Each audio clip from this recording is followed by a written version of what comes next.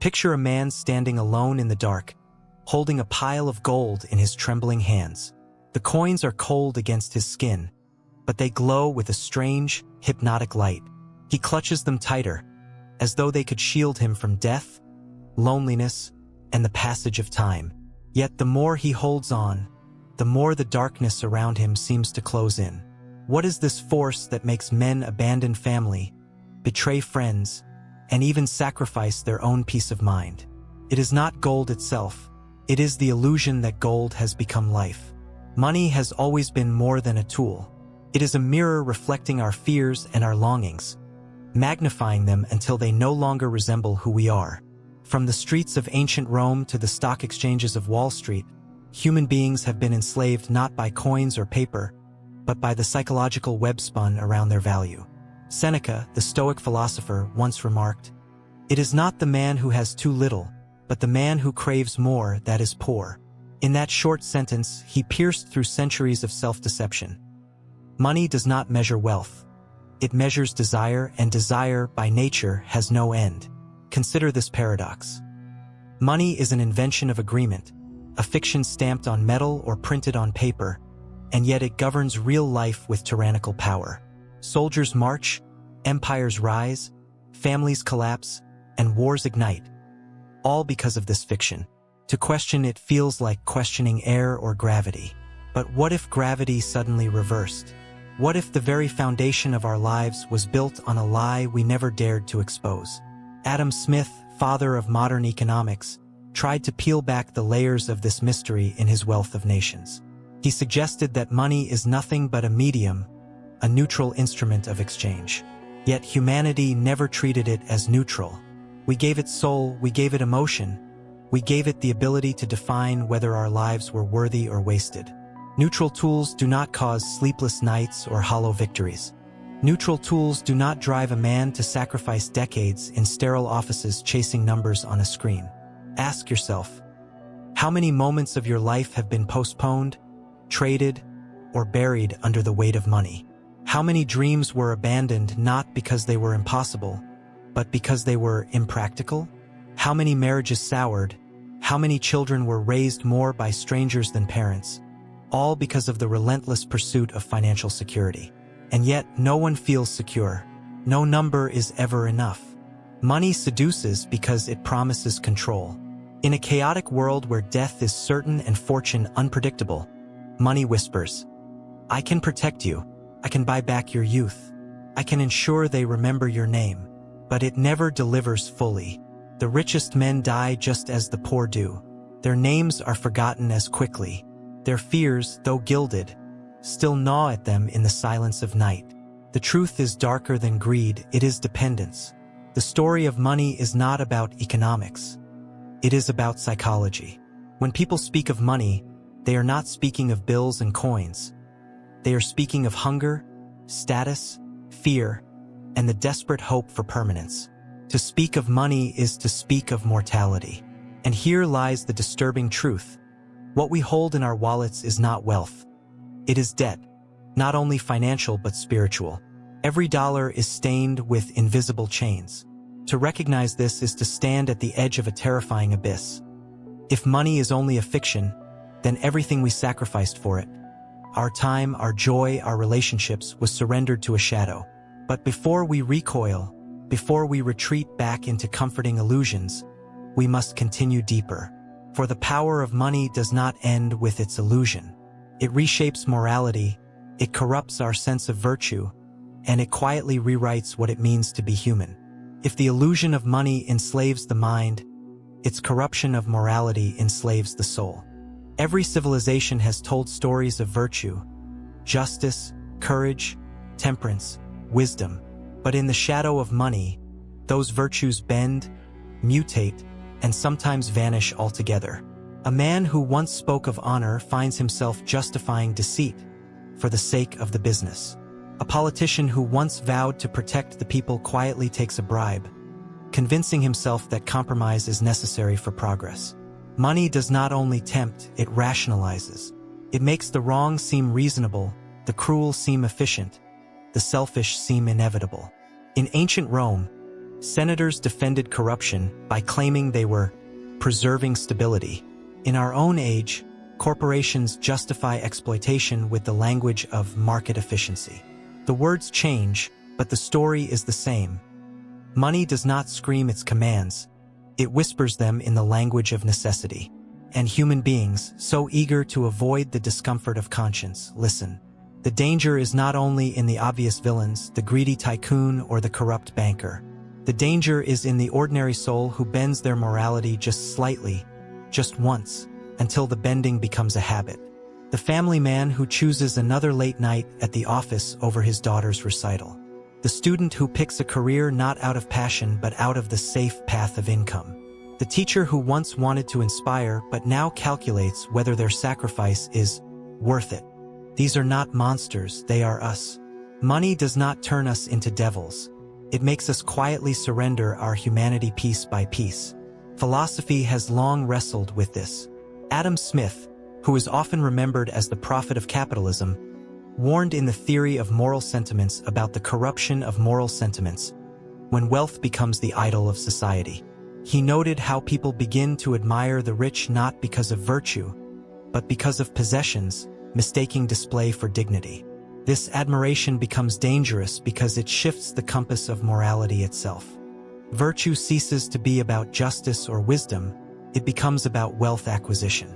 A man's value is measured not by the depth of his soul, but by the height of his income. Think of the paradox. We know deep down that wealth and virtue are not the same.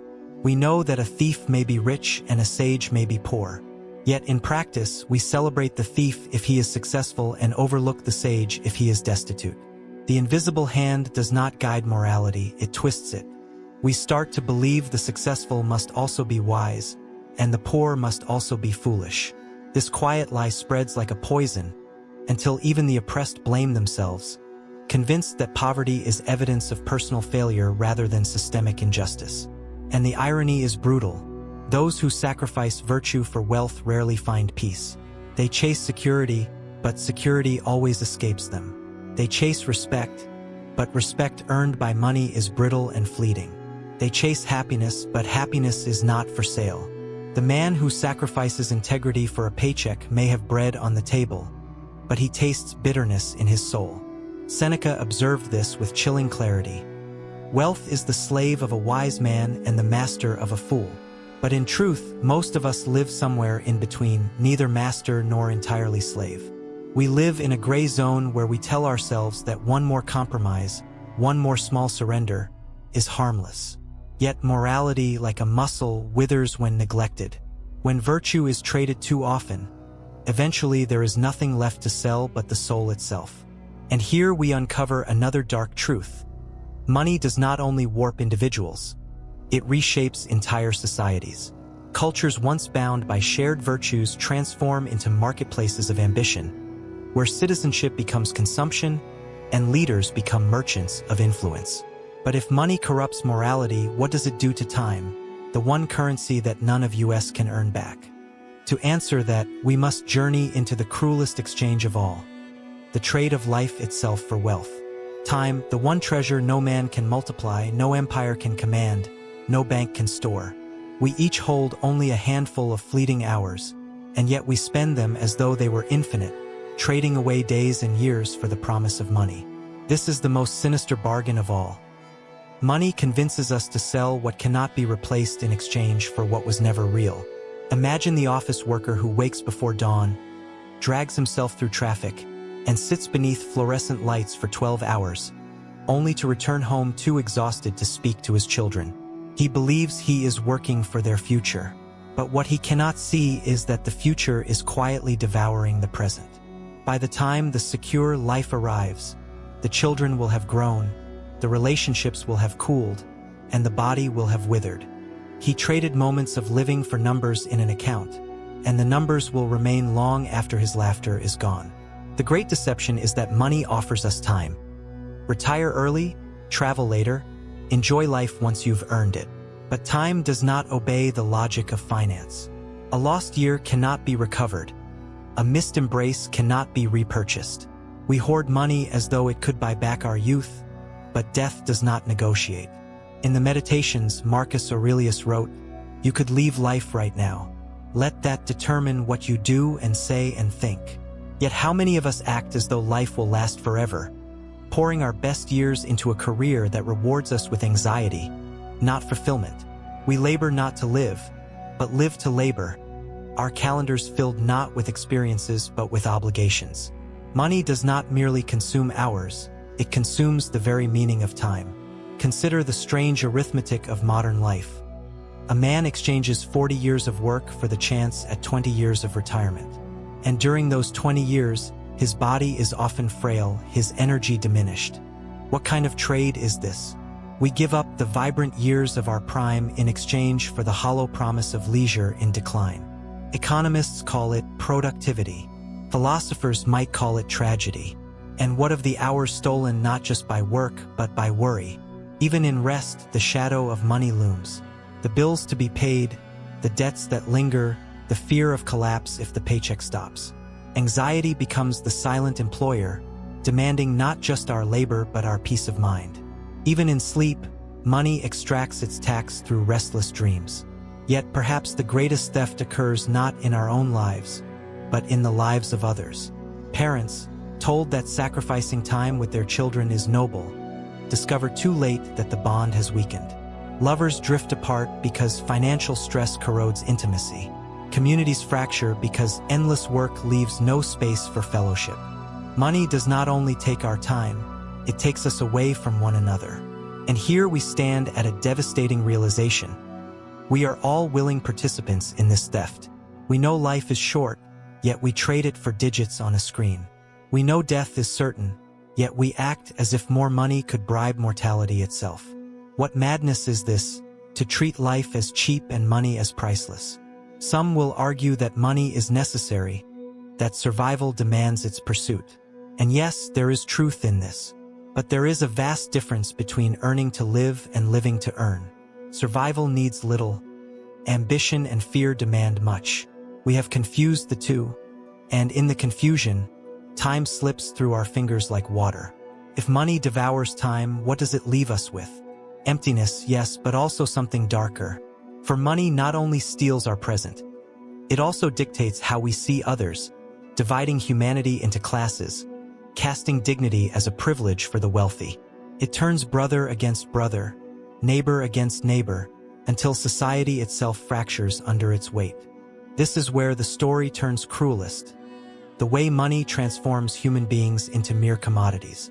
Walk through any city street, and you will see it, the hierarchy money creates, etched into architecture, clothing, even the way people walk. Some stride with unshakable confidence, armored by wealth. Others shuffle quietly, carrying the invisible weight of scarcity. In a single glance, the human being is reduced not to character or wisdom, but to status. We no longer ask, who is this person? But rather, what can they afford? This is money's cruelest magic. It turns human beings into commodities. A person is no longer valued for their soul, their kindness, or their courage, but for their utility in the marketplace. Workers become resources, students become investments, and even friendships or marriages are too often evaluated through financial cost and benefit. Humanity dissolves into transaction. The paradox is chilling. We live in a world that speaks endlessly of freedom, dignity, and equality, and yet the measure of a person's worth is silently calculated in monetary terms. The beggar on the corner, the executive in the skyscraper, the nurse, the hedge fund manager, each ranked in a hierarchy that has nothing to do with virtue, nothing to do with wisdom, and everything to do with money. What is worse, we internalize this ranking. The poor often feel shame, as though lacking money makes them lesser beings. The wealthy often feel pride, as though abundance of money proves superiority. Both are illusions, but illusions so powerful they structure the very fabric of society. We have become prisoners of comparison, chained not only by our financial state but by the meaning we attach to it. Seneca warned, "A great fortune is a great slavery." He understood that both wealth and poverty can imprison the soul, one through the chains of scarcity, the other through the chains of possession. Yet society ignores his wisdom. We glorify the rich, mock the poor, and quietly measure our own worth against the numbers in our bank account. In this silent judgment, dignity itself is eroded. Consider the laborer who spends 12 hours a day cleaning streets or lifting heavy loads. His work sustains the city, yet he is often invisible, treated as disposable. Meanwhile, a speculator who manipulates financial markets may earn in a day what the laborer cannot in a lifetime, and he is celebrated. How can justice exist in such a system? When the value of life is tethered to money, injustice becomes normalized, cruelty becomes rational, and compassion becomes weakness. And yet, it goes deeper still. Money not only divides us socially, it infiltrates our most intimate spaces. Love itself, which should be the purest exchange between souls, is often tainted by financial considerations. Marriages dissolve under the weight of financial stress. Partnerships form not from affection, but from the calculation of stability. Even friendship bends when envy of wealth creeps in. What should be sacred becomes negotiable. Worse, even human life itself becomes commodified. Consider the industries built upon selling health, selling beauty, selling attention, selling even the illusion of companionship. In such a marketplace, people are no longer people, they are products. We are auctioned daily, whether through the labor we sell, the data we generate, or the images we project on screens. And each transaction leaves us a little emptier, a little further from our essence. The lie money tells us is not only that we can buy dignity, it is that dignity must be bought at all. We forget that dignity is intrinsic, that no balance sheet can measure the worth of a soul. But in forgetting, we surrender it. And once surrendered, society loses something greater than wealth. It loses its humanity. Here lies the darkest implication. Money does not merely distort individuals or societies. It infiltrates our identities until we begin to see ourselves as products of our income, rather than as beings of infinite inner worth. We confuse having with being, earning with existing. And once this confusion is complete, the chains are no longer outside us. They are inside, forged into our very sense of self. But there is still one veil left to tear. If money corrupts morality, devours time, and commodifies humanity, then we must face its ultimate question. What is the meaning of life when measured against a fiction? There comes a moment, often too late, when the illusion crumbles. A man lies on his deathbed, surrounded by machines, his body failing despite the fortune he amassed. His children stand nearby, strangers to him in all but name, their inheritance heavier than their grief. He looks back over the years, the boardrooms, the long nights, the endless chase for more. And in that final silence, a question burns.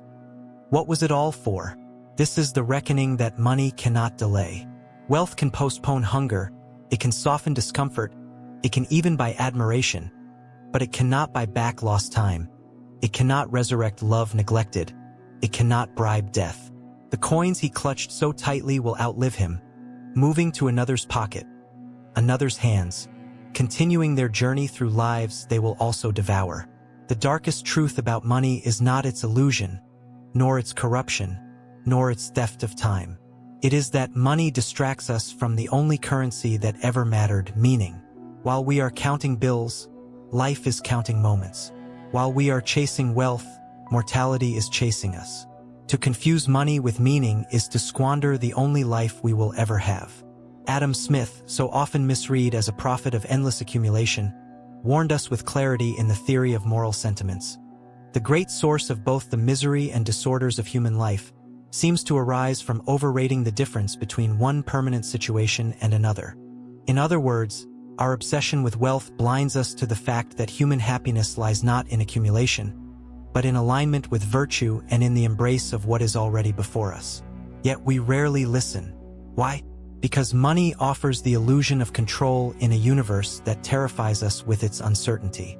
Death is certain, but we tell ourselves that money will shield us. Suffering is inevitable, but we believe money will numb it. The unknown stretches endlessly before us, and money becomes our talisman against the void. But like all talismans, its power is superstition. We cling to it, fearing that without it we will collapse into chaos, not realizing that in clinging so tightly, we suffocate life itself. The question, then, is not whether money is evil. Money is not a demon nor a god, it is a mirror. It reflects our desires, our fears, our blindness. To see the truth about money is to see the truth about ourselves. We created it and then we let it create us. We forged it as a servant, and then we bowed to it as a master. But there is another path. To live wisely is not to reject money, but to place it back in its rightful place. As a tool, nothing more. A hammer can build or destroy. Money is no different. When we see it clearly, it loses its power to define us. Wealth can no longer measure worth. Poverty can no longer erase dignity. And the ticking clock of labor can no longer rob us of presence. The man on his deathbed does not regret the dollars he failed to earn. He regrets the embraces he failed to give, the sunsets he failed to watch, the words of love he failed to speak. He realizes too late that life is not purchased but lived, not hoarded but given. That realization is the liberation money cannot buy, but wisdom can grant. And so, the final reckoning is not about economics, it is about courage. The courage to live without letting money be the measure of your existence. The courage to define wealth not as numbers in a bank, but as the depth of your relationships, the strength of your virtues, and the presence you bring to each fleeting moment. For in the end, money vanishes, but meaning endures, etched not in ledgers, but in memory, in love, in the quiet beauty of a life truly lived.